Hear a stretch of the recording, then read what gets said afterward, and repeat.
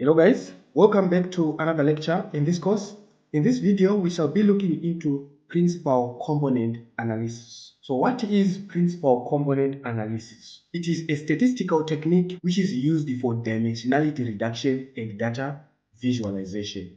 It is one of the most widely used unsupervised learning algorithm in machine learning and in data analysis. It helps to transform high dimensional data into a lower dimensional subspace while preserving the most important information and pattern present in the original data. The main goal of PCA is to identify the principal components, also known as the eigenvectors, in which the eigenvectors we have looked into that in our previous video when we were looking into eigenvectors and the eigenvalues, as well as the singular value decomposition. So singular value decomposition concept contributes with a greater margin in PCA. The PCA, it identifies the principal component or the eigenvectors that represents the direction of maximum variance in the data. So these principal components are orthogonal or uncorrelated to each other, and they capture the most significant variation in the data. So the principal component analysis or the principal component, it helps to find the most significant features in a data set and makes the data easier for plotting in 2D or 3D. For example, you are having a data set which is having 1,000 rows and maybe your variables or your features are more than 15. And it is difficult for you to decipher the information on that data set. So in order for you to actually visualize that data set in a presentable manner that you can be able to explain in detail to your boss or to someone else in a way that they understand, it is very good that you reduce the size of that dimension, or you have to reduce to simplify that data set. That is why you have to end up plotting a 2D diagram. Either you're going to plot a pie chart, a scatter plot, or a bar chart. It depends on what you want to plot. In most cases, we use a scatter plot to analyze our data. So it helps to find the sequence of the linear combination of variables. So for example here, data can be closer here. This is the data that we are having. So related data should be within this line. If the data is within this line, we know that this data is correlated. Right, let us take a look into dimensionality reduction. Dimensional reduction is the process of reducing the number of features, especially of dimension. You are having a lot of variables that can accumulate to 15 to 20 variables, which are not fit enough to represent only a 3D or 2D diagram. So we do what we call dimensional reduction. And this dimensional reduction is the process by which you are reducing the number of features or the number of variables in a data set, while you are preserving its essential information or the pattern. It just simplifies complex data, or it removes the noises, especially when we say the noise. These are the variables which has nothing to do with your data. It does not affect anything on your data when you're analyzing. So you have to remove those variables. They don't add value to your data. And it also helps you in improving computational efficiency. For example, if you're having a high dimensional data, there may be many features that are redundant or irrelevant, which leading to increasing computational time and potential overfitting in machine learning models. So what is overfitting there in our machine learning models? Overfitting is a modeling error in statistics that occurs when a function is too closely aligned to a limited set of data points.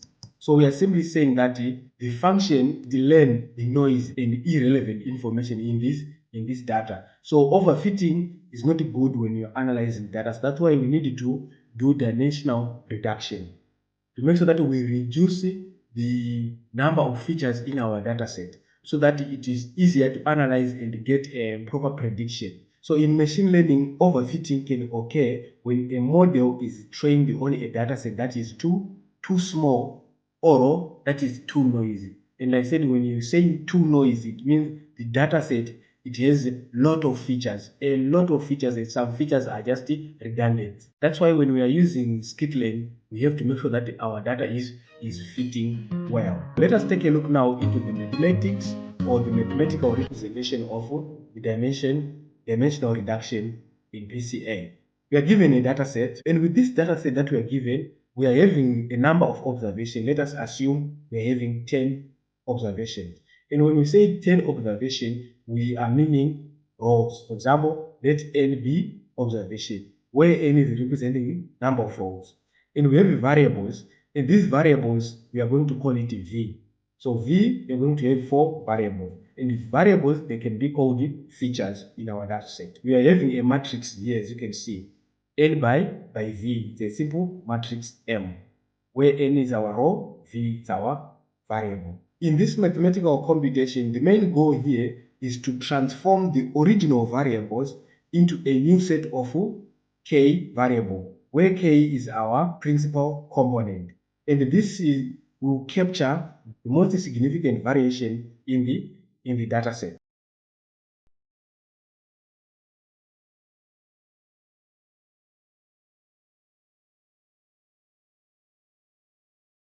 What we can do, let us now consider the following data set with 4 features or 4 variables. Variable 1, probably it can be age, weight, height. It depends on what you are checking. You can be checking the performance of a student based on the mathematics score, the reading score, or the writing score. It depends on what you are analyzing. And these are the rows that we are having. We are having 10 rows. And our variables or features, we are having 4. When you are doing dimensional reduction, the first thing that we need to do, given a certain data set, the first thing that we need to do, we have to do what we call data pre-processing.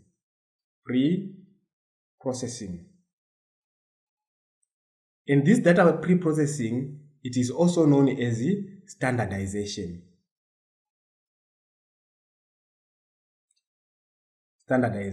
This is very important stage. You have to make sure that you standardize your data on the data set. If there are some data, maybe like yes or no, true or false, and you want to use that data in your analysis, it means you have to convert that data, those values into numbers, either 0 and 1. So standardization of your data is very important. So in this manner, to standardize our data, we have to compute first the mean. First, when you are standardizing our data, we need to compute the mean. And also we need to compute the standard deviation. This is very important. So for each feature, you need to compute the mean, each and every feature, for each feature of variable 1, variable 2, variable 3, and variable 4. It depends, its height, its age, whatever it is, you need to compute the mean and the standard deviation for each feature. And then you standardize the data after computing, you standardize the data by subtracting the mean by the standard deviation. So these are the very important aspects you need to do in the first stage of standardization your data.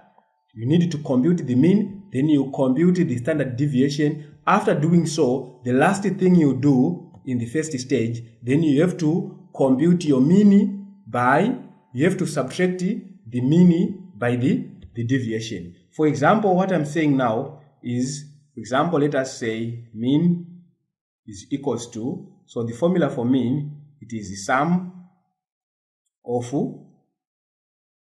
the observation.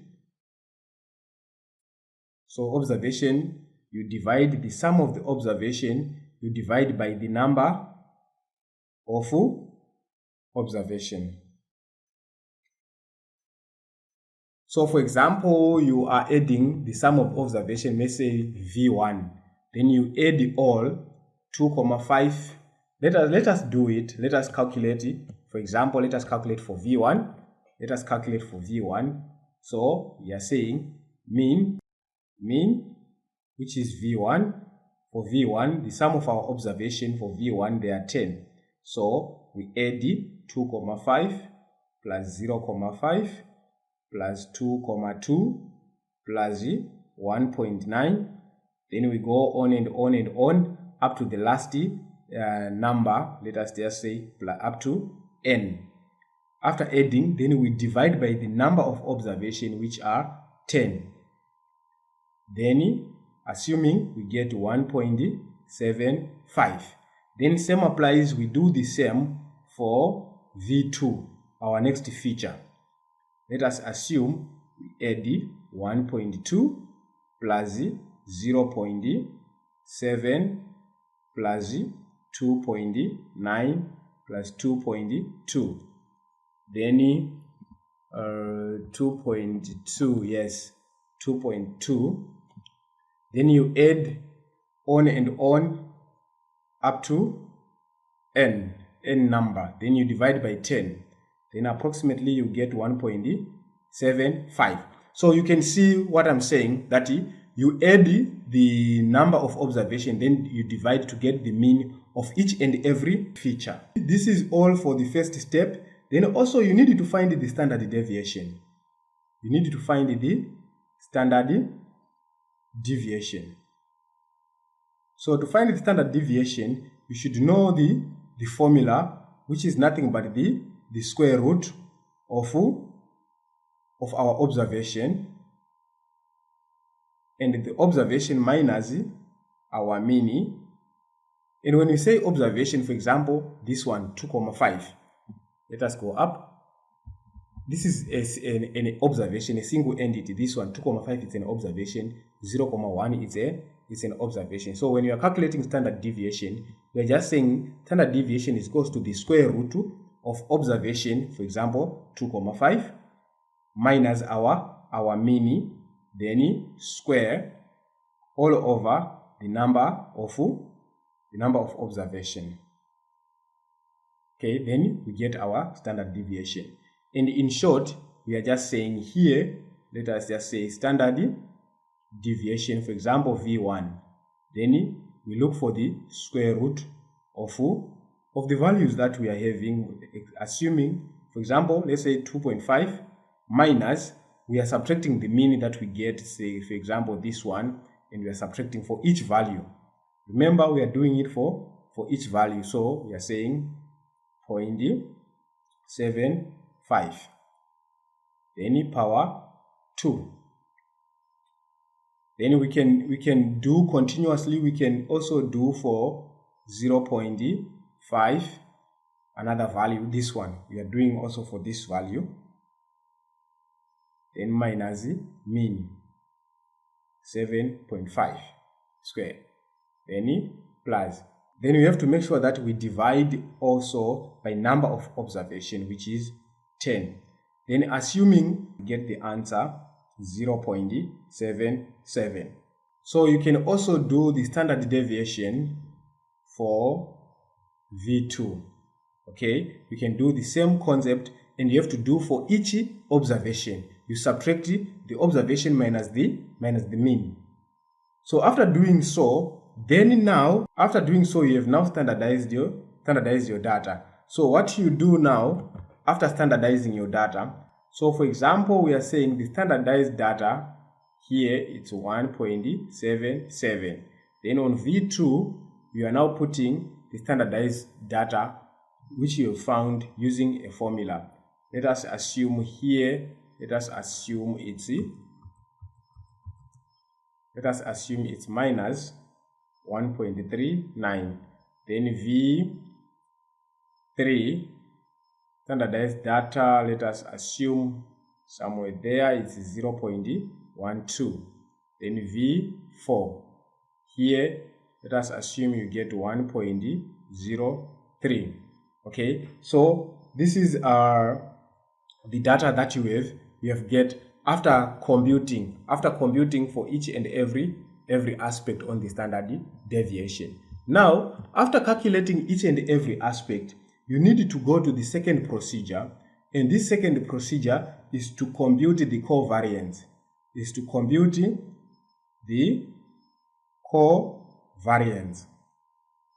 And this is the covariance of our matrix.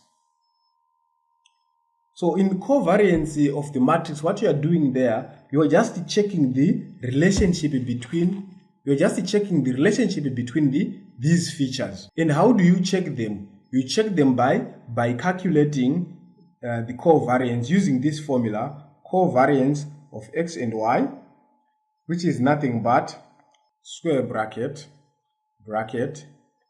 of x minus mu of x bracket y minus mu of y. Then we close the square bracket. So here we are just saying this e represents the expected value of the covariance. This is the expected value, and this x here, it represents our first variable. And this y here represents our second variable. This here, it represents the mean value,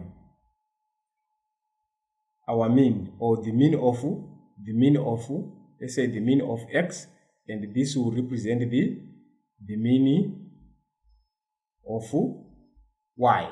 Let us say our covariance, we are going to get covariance of 1 for our standardized data, and the covariance 1 for our standardized data here, and let us say covariance 1 and the covariance 2 of our standardized data. So we'll do the same for our data. For example, here we will get 1, 0, 0, and here we get 0.89 after computing, and also we get some values, and these values, they go for all 10 rows. Will be computing. So after computing the data for all 10 rows, so I'm just shortening the process because we have a lot to explain in this concept. So after computing the covariance, so I shall be demonstrating also in a simplest way by using Python code, so that you won't go through all this process of solving. This is just the background overview of how you calculate the principal component analysis mathematically, but I'm going to demonstrate this using Python. So the third step here, let us call it step number 3. You have to perform SVD, or our eigenvalue. Let's say eigen decomposition. So we did this concept in our previous video when we do singular value decomposition, and in this concept here we are just saying we need to find the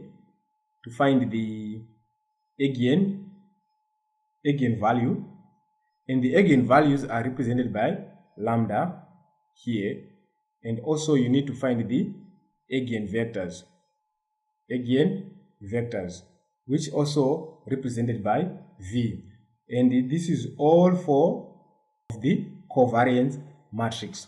So I think this is simple to do. We have learned in our previous video on how to find the eigenvalues and eigenvectors. So what we can do now, we can go to step number 4. And this step number 4, you have to, after finding the eigenvalue, you need to sort them. To sort, especially we are actually focusing on eigenvectors. So you need to sort your eigenvectors, and remember it is only based on the eigenvalues. Both the eigenvalues, they will help you to find the eigenvectors. Let's say you find the eigenvalue. Let's say eigenvalue 1 is equals to 3.04, and the eigenvalue 2 is equals to 0.93, and the eigenvalue 3 is equals to 0.03, and let's say our eigenvalue 4, since we have 4 features, is equals to, let's say, 0, 0. So when you are sorting them, let's say v1 is equals to these vectors, okay, that we are going to plot on our graph. And let's say 5, 2 and 0.53 and 0.52. Same applies on our V2. When we are sorting, it means we get 0.52, let us say negative 0.55 and negative 0.65 and as well as negative 0.06. So we can do the same for V3 and V4. We can still get some components there. We can still get some components. Same applies to this area. So lastly, what we can do now, we can choose we have to choose a principal component, and remember to choose the principal component in our fifth step. It is based on V1 and V2. Okay, and also after choosing our principal component, then we can now project our data. Then we project our data on a dimensional space, either on a 2D space or 3D space. So all this explanation, it is just a brief overview on how we pass through principal component analysis when you are solving the mathematical problem without using any software, when you are hard solving using a mathematical formula. So the first thing you need to do, you need to check the data that you are having. Then with the data that you are having, you have to first do data pre-processing or standardize the data by computing the mean, and you compute the standard deviation. Then you standardize by subtracting the mean by the standard deviation. Then you compute the covariance. Then also you do singular value decomposition to find the k value, which are nothing but the eigenvectors. Then you do data projection to see whether your data is related or not. Now, I think let us simplify all these. Can be simplified. All these things, if you don't understand anything, everything can be simplified by a simple code in Python. Let us dive into Python. So all these that we have been explaining can be simplified in a Python simple code, because everything has already been solved in Python. So first thing we are going to do in a simple array of data, as you can see. Now first thing we need to import NumPy so that we'll be able to manipulate numbers. And also we need to import pandas so that we'll be able to do some data analysis. And also we are importing matplotlib so that we'll be able to plot some graph. And also here to perform PCA or to perform principal component analysis, we need to import Scikit-Learn. And Scikit-Learn is one of the machine learning library or tool that is normally used when you're analyzing data, and it has a module or a library which do decomposition. We are importing our PCA here. So after importing PCA in Scikit-Learn, in also Scikit-Learn we are also importing the standard Scala. So after importing standard Scala, we have created a variable called data, and we have created some random data that you can see here. This is just a random data in form of an array. So this data is in an array. Now, first step, you need to do standardization of the data. So you are having your features, but first thing, you standardize the data. And to standardize the data, we said we need to calculate the mean, the standard deviation, all those things, so they will confuse you to solve. But at least you know the background overview of the mathematical calculation. Now, what you need to do in Python, you just import this feature that we have imported here. It's called the standard Scala. So this utility is just a utility class, and it is used to standardize data in Python. It standardizes our data. So you don't need to solve anything. You just import this class or this feature, and its job is to standardize data. So standardization is a process that transforms the data so that it has a mean of 0 and a standard deviation of 1. So we use this class. So this utility is very important for standardizing data. So what do you do after standardizing data? We are storing this class in Scala here. Then we create a variable for standardization. We are calling this variable standardization our data. Now we are standardizing our data. So the fit transform here, it takes the data with this data as the input, because we need to use the data set that we created here. So the fit transform, it takes this data. After taking it as input, then we are standardizing it here using this Scala. So we're just saying the fit transform method, it takes in the data as input and it gives us back a standardized data. That's why we are storing it here. Now we go on step number 2. And step number 2 is just simple in Python. We just apply our PCA and we have only 2 components that we're going to use. This is just to represent the number of dimensionality or the dimension. We're just saying I want my data to be in 2 dimensions, the number of dimension. Okay, so any components, I'm just saying I want to project my data in a 2-dimensional space. Then this PCA is just for dimensional reduction of data while preserving as much information as possible. We need to visualize the data, and we're going to visualize the 2D data or 2-dimensional data using a scatter plot. Okay, so what you can see here, you can see that our code is saying plt.fig size. This is just simple. I think there's nothing to explain here. We're just determining the dimension or the size of our diagram. Here we need to plot a scatter plot as our chart. This parameter here, it is just a sub-array which just contains the first and the second principal component. As you can see, they just contain the first and the second principal component. So we have principal component 1 and principal component 2 in our plot. And here we're just putting a title. This is just a title. These are just labels. And now we can plot. So let us run our line of code. Right, so as you can see here, this is our 2D projection of the data. As you can see, so the data is scattered everywhere, as you can see, with the given features. So we have our principal component 1, which goes this way, and our principal component 2.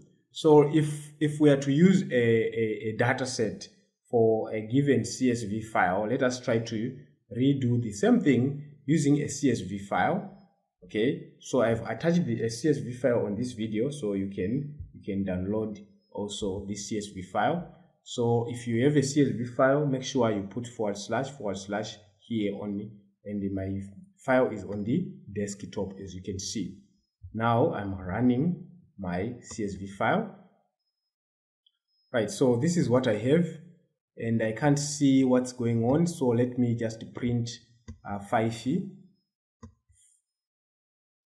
Okay, so after using dataset.head 5, it means I want to see only 5 rows on this dataset, so I can see what's going on. So I have like 7 features, 2, 4, 6, 8. I have 8 features, as you can see here. I have 80 features or 8 variables.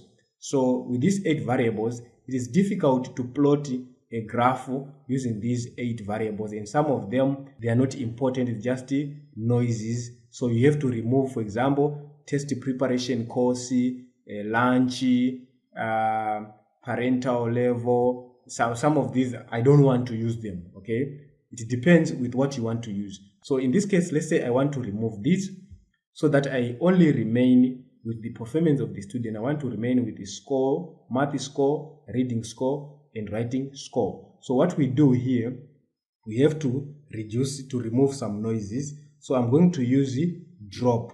So I create a variable here, x, and I write the name of my data set, and I put two square bracket to create a list of elements that I want to drop. Then I drop. So let us run to drop those elements. Right, so we have dropped all the noises. We have left with the math score, reading score, and writing score. So what we can do now, let us use these three features to plot a graph. So we first standardize the data. After standardize it, we perform principal component analysis here. Now let us visualize the data. Let us run here. Right, so after running, we can actually see that this is the data that we are having. Okay, these data are correlated and they are here. But we can see that we have negative values also that we can see on this data. So what we can do when we are analyzing our data, we can use clip here. We can use clip. And the clip will allow you to determine a set of range that you want your data to be within. For example, you can say, I want my data to be between 0 and 1. It means your data will not go to the negative side. Okay, and also I've attached this code on this video. So let us run here. So if I run, you can actually see that the data is only taking positive. Whenever it moves to the negative side, it is not captured. It is removed or discarded. So it records only positive values. So this is just the basics. We are going to dive into deeper in our later lectures. So thank you for watching. See you on the next lesson. Bye-bye.